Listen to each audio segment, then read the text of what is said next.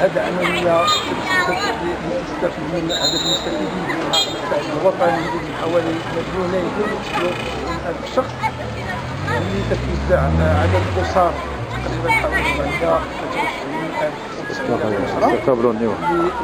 موزعة على مختلف عمليات وأقاليم المملكة، منها 403,000 من الأسرة من عالم قروي، وكان هذا هو المستوى من العملية المنشأة أساسا من 1400 في العالم القروي. في العالم القروي الصعيد الوطني.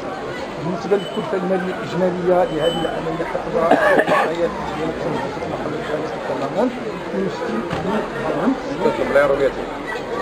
الصعيد العملية بالنسبه لتحقيق هذه العمليه ديال هذه العمليه على المستوى الاقليمي تم احداث لجنتين. دونك كاينه لجنه اقليميه للتشريف على هذه العمليه على مستوى الاقليمي ومع بالتنسيق مع اللجنه المحليه على مستوى كل قياده المستفيده من هذه العمليه.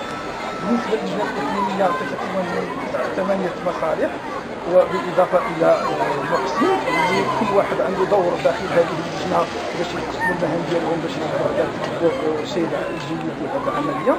بالنسبه للمستوى المحلي كذلك هناك